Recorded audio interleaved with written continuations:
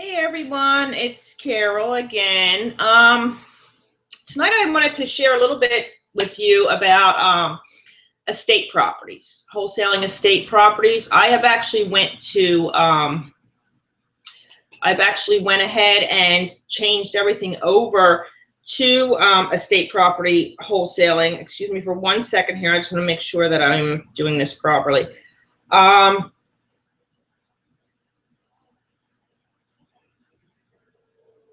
Because it's saying that there are no viewers, so I'm trying to figure out where all you guys are, if I'm in the right place here.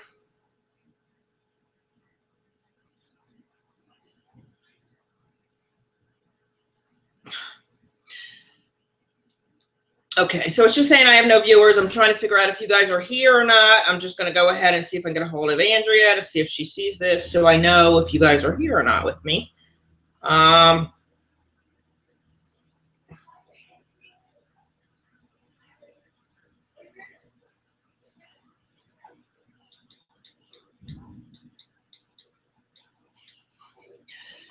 Okay, let's see if I can get over here to the event here, and that we can get on at the same time with,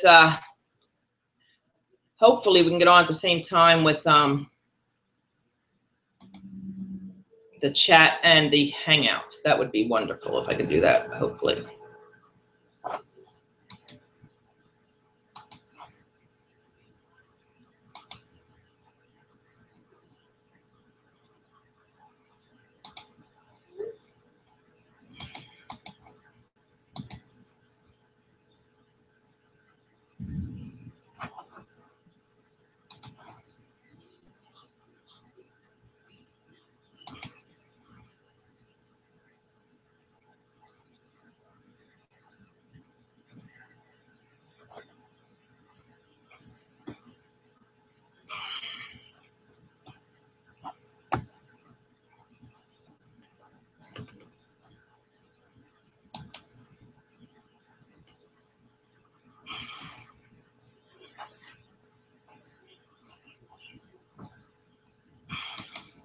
Well, I'm assuming that I am live. I don't know. I can't seem to get into the DG Hangout. But anyway, tonight I wanted to talk to everyone in regards to estate properties, how to find estate properties, how to wholesale estate properties, because that is exactly what I have switched over to do. And I am just having a hard time here. I'm trying to find you guys on chat, and I'm not sure why I can't find you on chat, but I am trying to find you on chat so that I can talk to you at the same time. Please bear with me just for 1 second.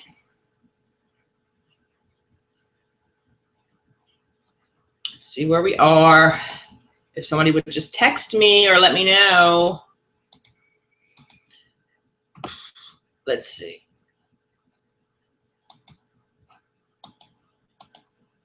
I don't know.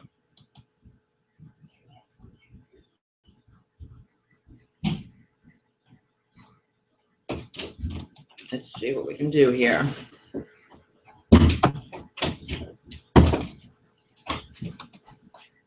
All right, I'm just going to keep on going as if I'm live. Hopefully I am, and you guys are seeing me over there. I just can't seem to get onto the chat for some reason. I'm not sure why. But anyway, I just wanted to talk tonight about finding and wholesaling estate properties.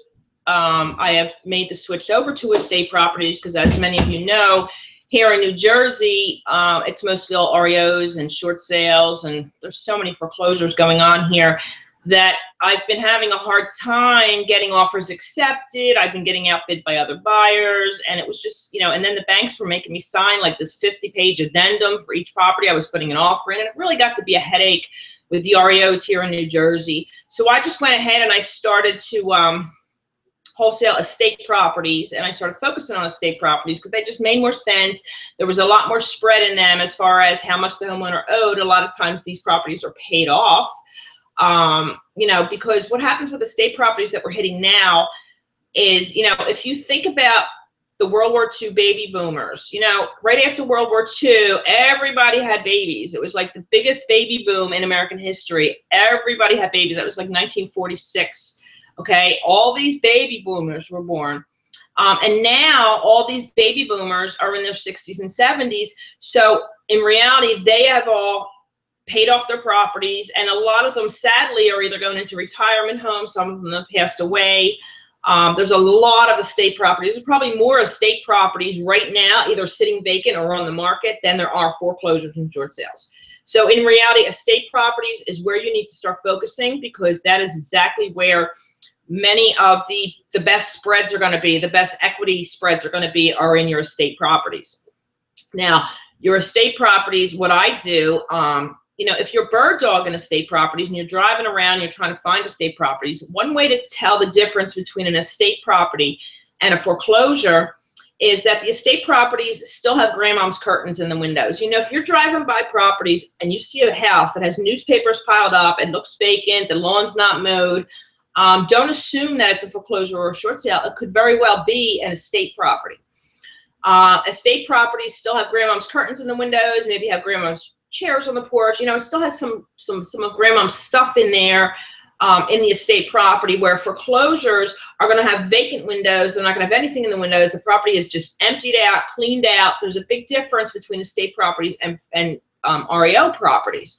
So as you're driving by and you see vacant properties, don't assume that all of them are REOs or foreclosures. Some of them could very well be estate properties that are sitting vacant because the families don't know what to do with them. A lot of times the families don't list these properties because they think that the property might need too much work or it needs too much updating, and they'll get to it and then they'll list it. You know, they feel that they can't put it up for sale because it needs too much work, and a lot of them don't have the money to put the work into these properties. So they sit vacant for quite a long time. So, you know, that's the problem with a lot of the estate properties. A lot of the families also, you know, estate properties, when they're left to a family, that family has to continue paying for the taxes, and that family has to continue paying for the upkeep and the maintenance. And a lot of times the families just don't have the money to keep up with the estate property, and it starts to deteriorate and fall apart, basically. And that's sad, because if they only knew that we were out there and we could make them a quick offer on these properties, and take them off their hands and remove the burden from them. And that's the purpose of a wholesaler looking for estate properties. Not only are you looking for them for you, but you're also going to be looking for estate properties to help the family. I mean, in reality, the family needs your help. So it has to be a win-win for everybody. When you're bird dogging estate properties, or you're looking for estate properties and you want to wholesale estate properties, don't feel that you're being an inconvenience or that you're intruding on the family, because in reality you are helping this family. A lot of times these properties do sit vacant for many, many years before anything's even done with them, and by then they're deteriorating. The family doesn't know what to do with them. So it gets really difficult and a huge burden for them to bear to keep up with the upkeep of these properties. So by going in and making offers on these properties, or bird dogging them and contacting the family, you're actually helping people. And that's what I love about estate properties, because I'm actually helping people who didn't know that there was help out there. They may have talked to an agent about the property. The agent probably said, you know, you got to do this, you got to do that, you got to fix it up, and they don't have the money to do it. So the property's just sitting vacant. So when you're bird dogging properties that are vacant, remember, if it still has grandmom's stuff in the window, if the curtains are still there, or it still has grandmom's stuff on the porch, you're dealing with an estate property, and you need to go ahead and try to find out who owned that property and who their family is. Now, the way that you do that is, if you're bird dogging or you're driving for dollars and you're looking around for estate properties and you find one, right? What you're going to do is you're going to go ahead and you're going to put that address in your property tax records. So whatever the address is of the property that's vacant, estate, looks like an estate, like 123 Main Street, you're going to go ahead and you're going to look up your county records. You're going to put that address in your property tax record website. And it should bring up a name. It's either going to bring up the deceased name, or it's going to go ahead and it's going to bring up a family member's name, or the estate, or the, you know, whoever's handling the estate. So what you want to do is, once you find out the name of the owner of that property, you're going to go ahead and you would go to like a website like zavasearch.com. It's Z-A-B-A search.com. Put that person's name in there, and 9 times out of 10 in Zava Search, it'll bring up an address to that person. Or if it's the deceased person, it'll bring up some next of kin. It'll bring up some relatives to that person, and you can go ahead and search it that way. But another way to do it is, if you go into the property tax records and find the deceased name, Okay, then you can go into your obituaries, your local newspaper obituary website, and a lot of times it'll give you the obituary of the person that passed, the date that they passed, and it'll also give you their family members' names. So then you would take that family members' names, you would put that in Zava search and see if you can get an address for the next of kin. You know, there's so many ways to do it. You would want to get an address for the next of kin. You want to try to, even if you went to like yellowpages.com or anywho.com,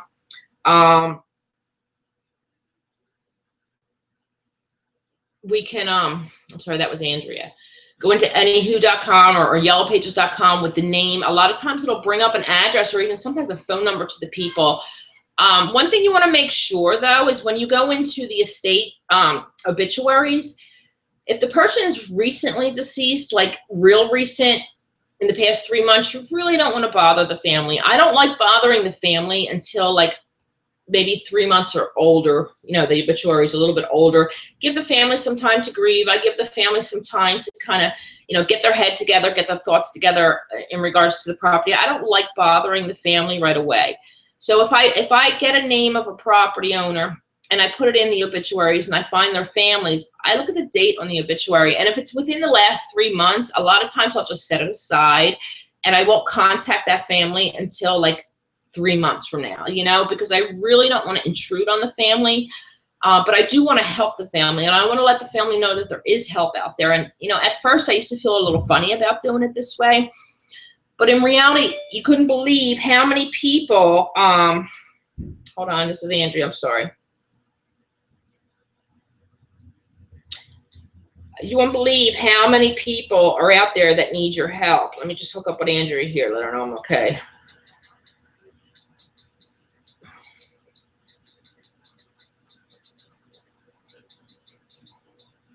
Hold on.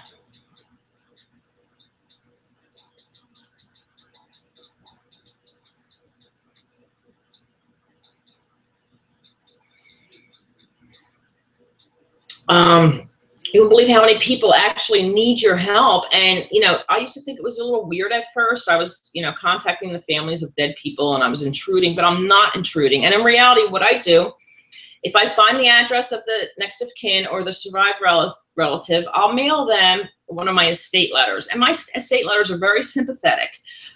Basically, it lets them know that, you know, I'm very sorry for your loss. You know, I am an investor in the area. I buy properties with cash, but I also buy contents and automobiles, and like everything is in my letter stating, you know, I buy contents of properties as well. Whenever you're ready to settle the estates, or if you feel you need help settling the estate, please give me a call. So I'll send them a very compassionate letter, letting them know that I am sorry for their loss. And I am. I mean, I've lost everybody in my life, and I know what that loss feels like. So I'm very respectful and conscientious when it comes to dealing with these people. So you want to be really respectful. So I go ahead and I mail them out. I go ahead. Hold on. I'm sorry. This is Andrea.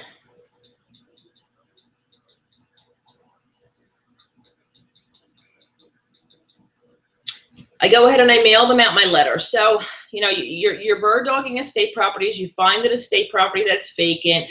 You put the person's name in the tax record. Well, I mean, you put the property address in the tax records. You get the person's name. Then you go ahead and you search the obituaries for that person's name. When you find the obituary, it's going to bring up, you know, the next of kin or the family members. And then you're going to take the names of the family members and you're going to search for those people. You're going to seek addresses for them so you can mail them the letter. So you would just go ahead and you would go into, you know, Zava search or yellow, I guess it's whitepages.com or wherever. And you want to try to find the address to the next of kin. And what I do, I actually mail a letter to all of the next of kins. I mean, I actually, if the deceased was survived by 3 daughters, and I'll give their daughters' names, if I can find all 3 daughters' addresses, I'm going to mail all 3 daughters a letter, letting them know what I do and when they're ready to settle the estate that I can help them. You wouldn't believe how many responses I've gotten just reaching out to people because they don't know what to do. They're left with this house that's probably full of stuff, and they really don't know what to do with it all. They know they want to sell the house. They want to split the estate. There's a lot that needs to be done, But like I said, a lot of times the estate properties just need so much work that they don't know where to start or they don't know what to do. So bird dogging for estate properties is one way that you can go ahead and find estate properties. Another way that I find estate properties is, believe it or not, like I'll search local funeral homes. If you have a local funeral home, and they usually have websites. If you go onto their websites, they have obituaries, okay? And I know that this sounds really morbid, but it's not morbid. You're actually helping people. You're making money. It's a win-win for everybody. So I go into the funeral home websites and look through the obituaries. I'll go 3 or 4 months back in the obituaries, and then I'll go ahead and I'll start to find, you know, the recently deceased. And right there in the funeral home websites, it gives me the name of the next of kin, and I will send them letters. You know, that's just another way that I do find estate properties to go ahead and wholesale. And a lot of times what they'll do is they'll call me for the contents. You know, they'll call me because in the letter I said I buy content. So they'll call me to come out and talk to them or check out the contents, which I'll do. But while I'm there, I'm also going to ask them about the house. So it's a great open door to go there. And not only, you know, for the content, and I usually end up buying a lot of this stuff that I don't really even need just to get me in the door to talk about the property. But, you know, when you go out there and you start talking to them about the contents, you can go ahead and start talking to them about the house as well. You know, and just say, you know, oh, are you selling the house? What are you doing with the house? You know, start to get in a conversation with them. And a lot of times that'll also build a rapport with people.